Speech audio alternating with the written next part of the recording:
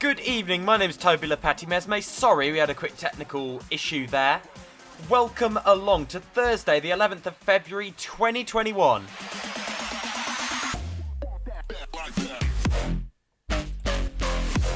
This is your very latest edition of MesmePolitics. Over the next half hour, bringing you all the latest in UK and US politics from a unique leftist perspective. Get in touch in the chat at any point on the way. The banality of Starmerism, the Spy Cops bill, Biden and Xi Jinping, the pros and cons of the Biden administration, the Myanmar coup, the Cameron government, on the NHS. In a second, we're going to talk about, of course, the Anti-Semitism Advisory Board within the Labour Party and its fatal flaws. But first, reform of the NHS. That is what we're talking about right now, because Matt Hancock has formally unveiled plans for a significant reorganisation of the health service that he said would bring better integration and accountability and less bureaucracy, but which would also concentrate power over the NHS with ministers, saying the coronavirus crisis had emphasised the need for a more holistic approach to population-wide health and better integration with care services.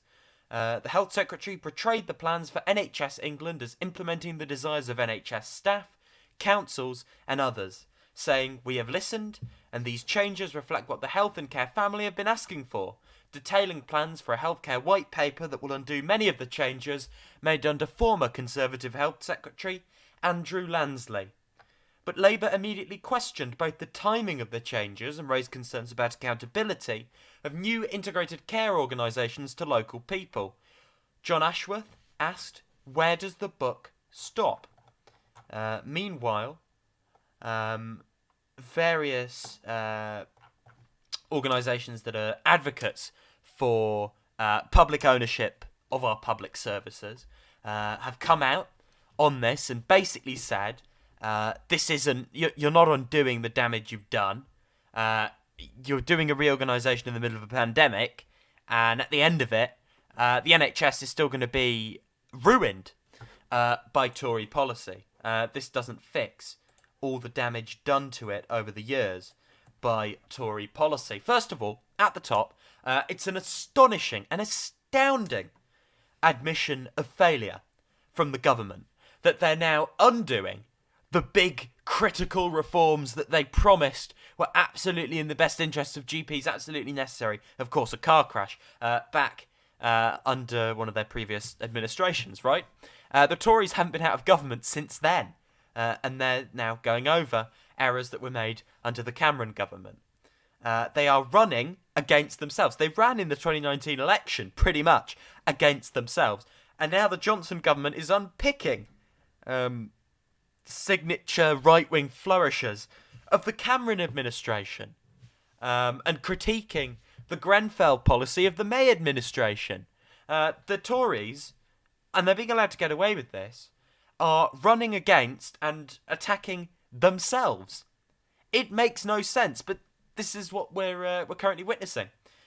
Some good will be done by these changes in terms of hopefully less privatisation.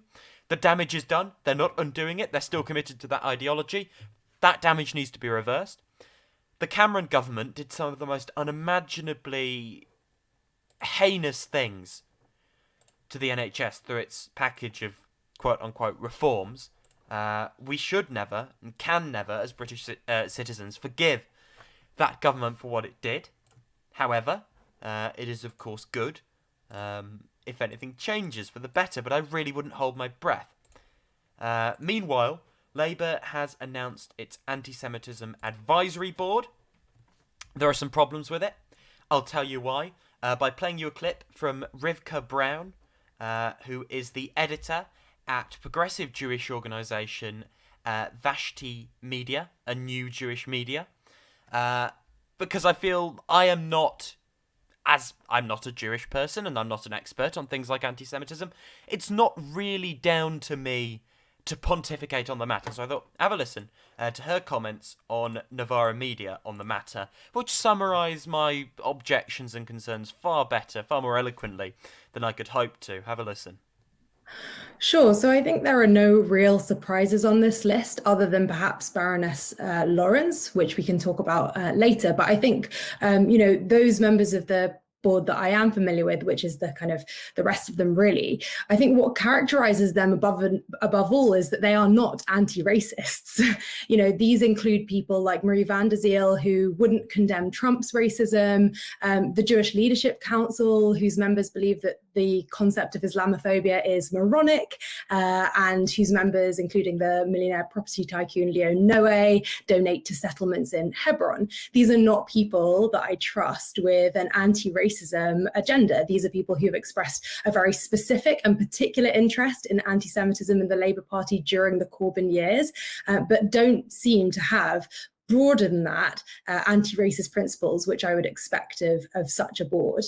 I think really what this tells us, their kind of limited experience in anti-racism, is that they actually have quite a poor understanding of anti-Semitism. Many of these people are people who claim, for example, that anti-Zionism is anti-Semitic, something that we know to be false, and who claim that only Jewish people should be able to determine their own oppression, often citing the Macpherson principle wrongly. Ironically, obviously, this principle originated in the investigation into Baroness Lawrence's son's murder. So, these are not people who I think are very familiar with what anti-racism means, even really what anti-Semitism means.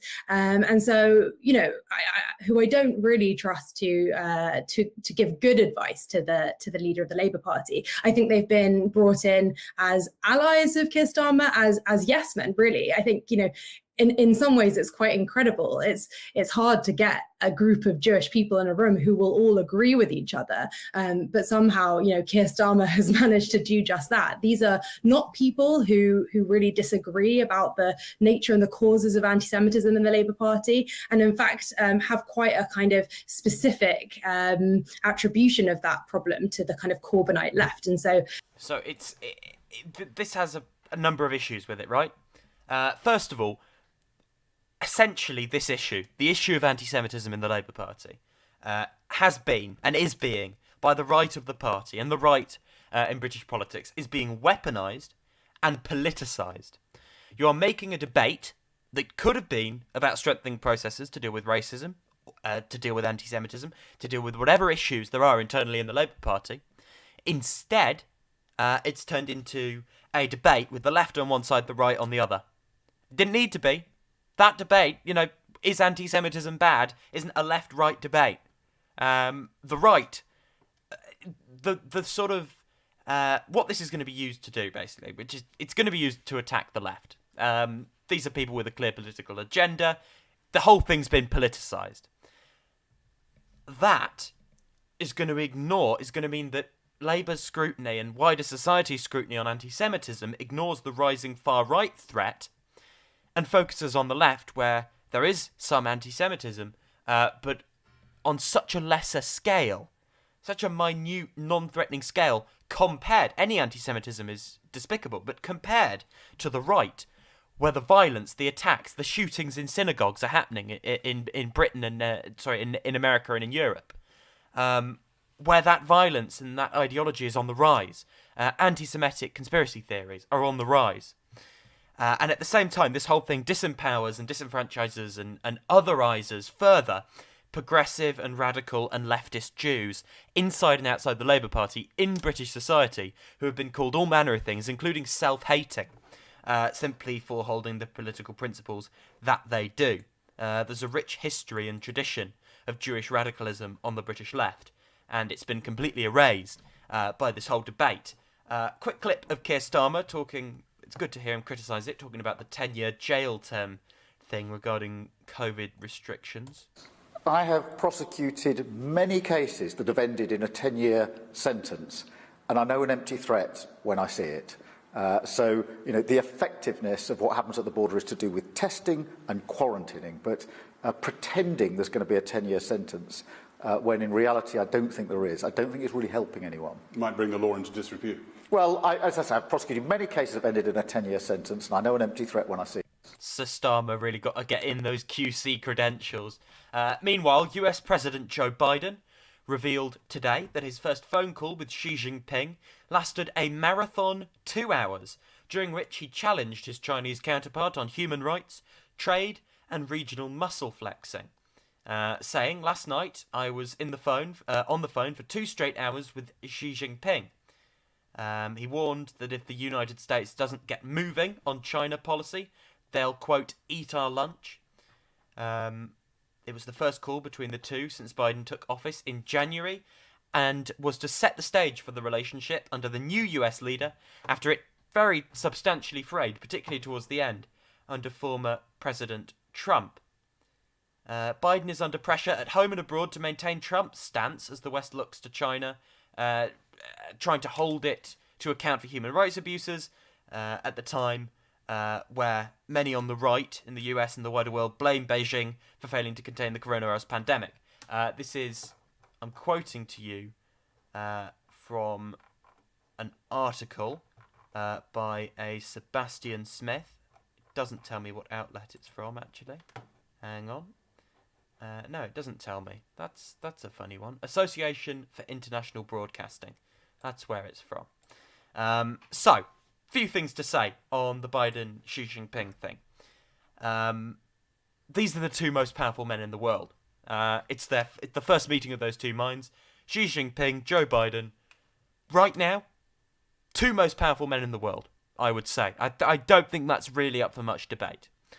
A worrying shift under Biden for the US is there has been in terms of rhetoric towards places like China, towards places like Russia, an increasing adversarialism in the attitude. It's very worrying because it indicates an escalation of tensions.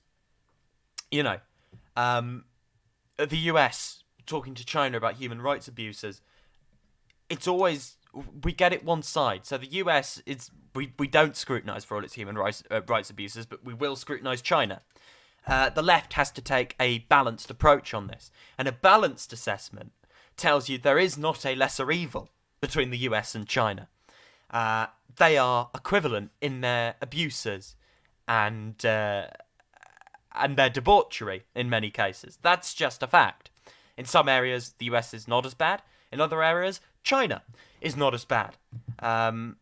It's not good guy Biden and bad guy Xi Jinping. That's just not how it works. No solidaristic analysis. You know, the solidarity of all of us has to be with working people in the US, working people in China.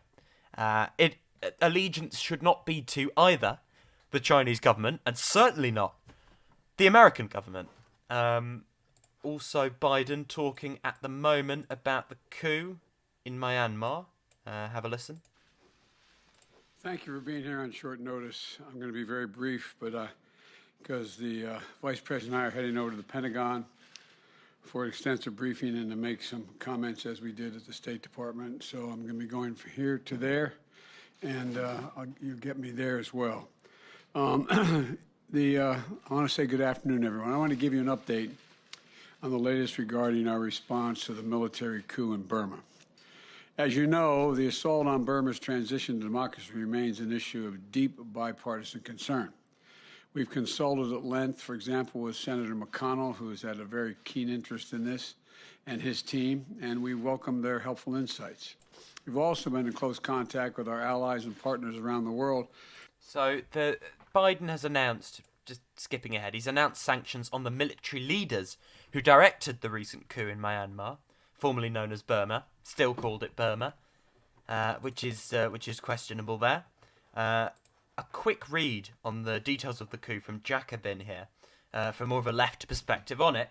Myanmar's military seized power in a coup d'etat, deposing former international darling Aung San Suu Kyi.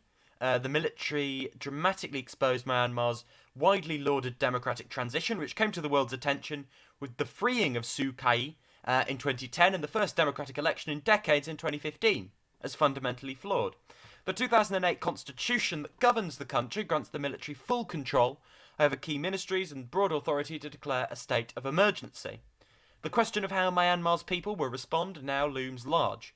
Suu Kyi and her party remain popular in the country despite their brutal record, including enabling the ethnic cleansing of Rohingya Muslims, Rohingya Muslims, because they're seen as representing an end to military rule and an increased openness to the world. Meanwhile, the medical staff in major cities have called for a strike. The country's largest labour federation is urging people not to cooperate with the military government on labour issues. And a Facebook group titled Civil Disobedience Movement has drawn 180,000 likes. Myanmar's labour movement was building even before partial democratisation.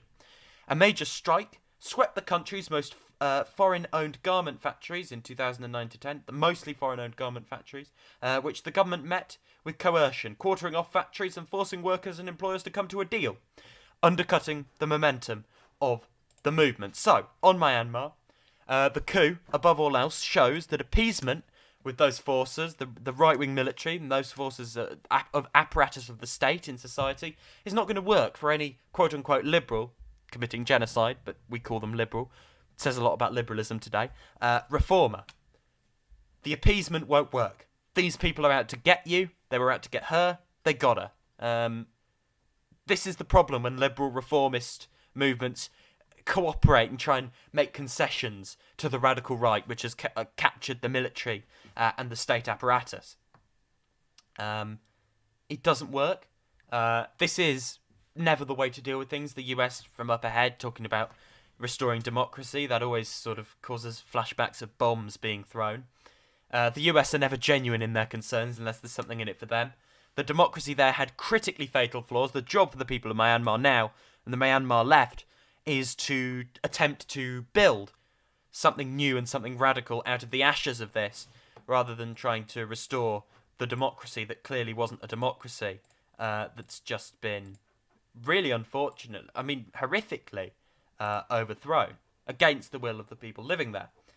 Meanwhile, the impeachment carries on. Here's a quick update from ABC News. And let's bring in ABC News White House correspondent Mary Alice Parks for more on what we've seen in the trial so far and what we can expect today. Mary Alice, good morning. The impeachment managers, up until this point, are definitely trying to appeal to senators' emotions. They're seemingly trying to remind them of how scary this all was as it was unfolding.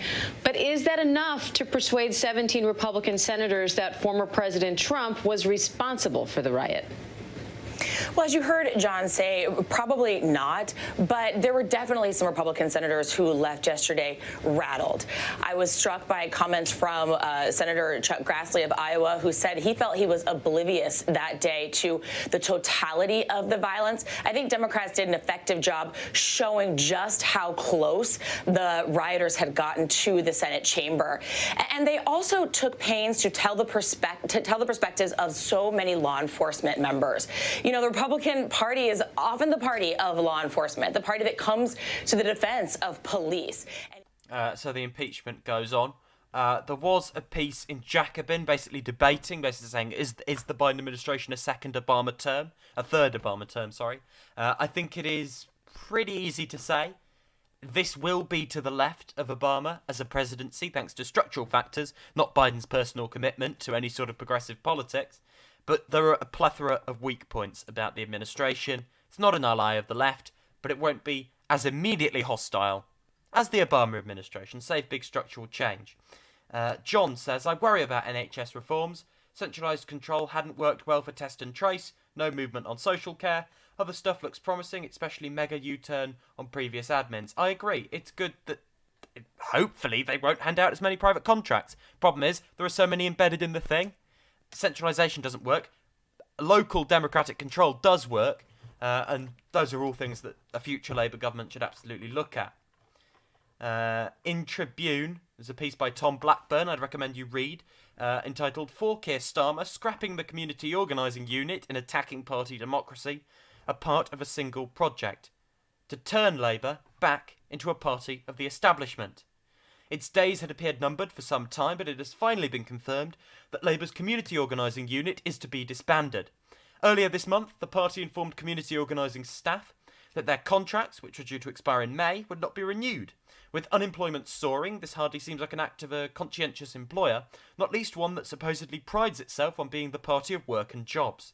The party now appears to expect unpaid CLP officers to pick up the slack. Completely basically self-sacrifice. What are they playing at? The Green Party really does look appealing right about now for left members in the Labour Party, I would say. I wouldn't advise them to do that, but it certainly looks tempting, because this is a direct attack by Keir Starmer on the principle of community organising, while simultaneously acting like one of the dodgy bosses the Labour Party is supposed to stand against. Ridiculous. The Labour Party right now, under Keir Starmer, is anti-democracy, it's anti-workers, it's pro-racist pensioners, and it is anti-civil liberties. Civil liberties being key. Shami Chakrabarti calling the Spy Cops Bill one of the most dangerous pieces of legislation she's ever seen. Have a listen to this. This is what they've been whipped to abstain on, which people in the Lords, even Blairites in the Lords, rebelled on. Shami, can you briefly summarise why we should be opposing the Covert Human Intelligence Sources Bill?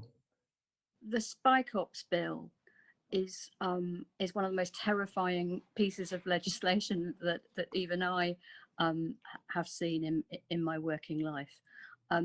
We all know that that undercover policing has to happen, and we all know that undercover operatives sometimes have to commit crime in order to keep their cover.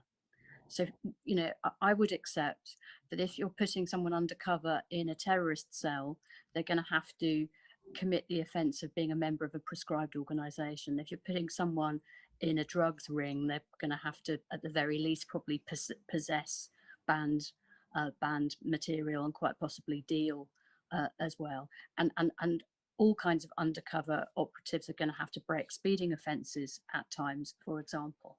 I understand that. I'm not sort of naive, but what the Spy Cops Bill does is it allows people who work for the police or for the security agencies or for various government departments and a whole range of other state bodies to license undercover agents, not just officers, not just James Bond or Constable Bond, but agents. That's people in the community, quite possibly some of them in the criminal community. They're going to be licensed to commit crimes with total immunity from prosecution and from civil claims. So that means when you are playing at James Bond in the community, and as I say, you might possibly be a terrorist yourself or a criminal who's been turned or is being paid, you're now going to do your undercover work knowing that you've got total advance license or immunity. I'm telling you, this is some abhorrent legislation, disgusting legislation. If the Labour Party stands for anything, it should stand against this. Sickening. Literal Blairites and Brownites in the House of Lords standing against this, but lefty human rights lawyer Keir Starmer? Not so much. Libertarians in the Tory party? So-called libertarians in the Tory party? Not so much. If any of you had a modicum of principle, if any of the right of the Tory party were genuinely committed to personal freedom and civil liberty, if Keir Starmer had any genuine record as a human rights lawyer, any credit, any sort of a soul on this issue, if anyone, any Labour MP had a shred of decency, they would vote against this. And those that didn't, those that abstained, those that pontificated, should all be condemned to the maximum contempt forever for failing to oppose this. This is one of those right side of history sort of moments. This is one of those hills that you do die on. And this is a bye-bye Labour sort of moment. This is a sort of moment where a lot of groups, a lot of disparate groups in society will see this and hear a message from the Labour Party basically saying to them, you don't matter. We will throw you under the bus again, like we did before Jeremy Corbyn came along. Like we did all those times.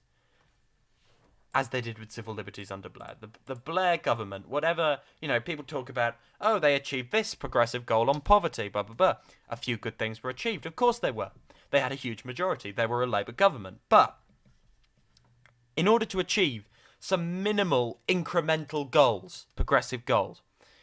Are barely even worthy of the term progressive goals. They're so common sense. Nothing even remotely radical.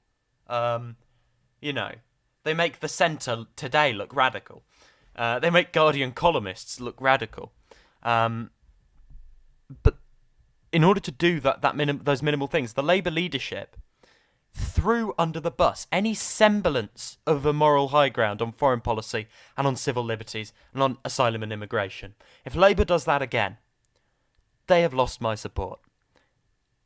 110%. This is almost enough to lose my support straight off the bat. There are some things you don't compromise on. And this is one of those things. John says, Biden's starting well. Interesting to see if he gets involved in Myanmar.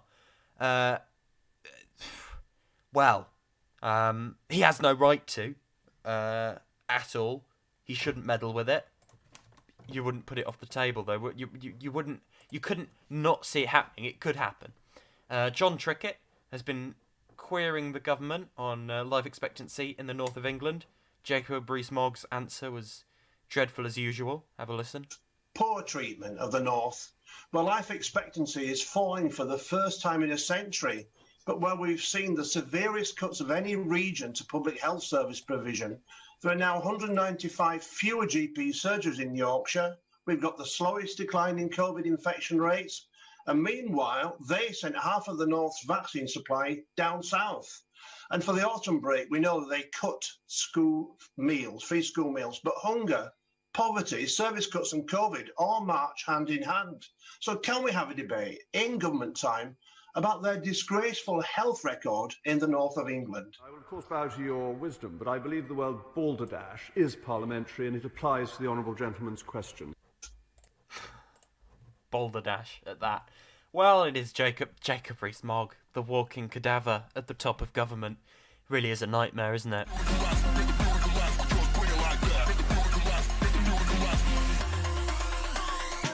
That's it from MesmePolitics today. Slightly shorter one today because of technical issues. We will be back same time, same place tomorrow, 7 p.m. Subscribe, turn notifications on, tell your friends, and I'll see you in 23 and a half hours.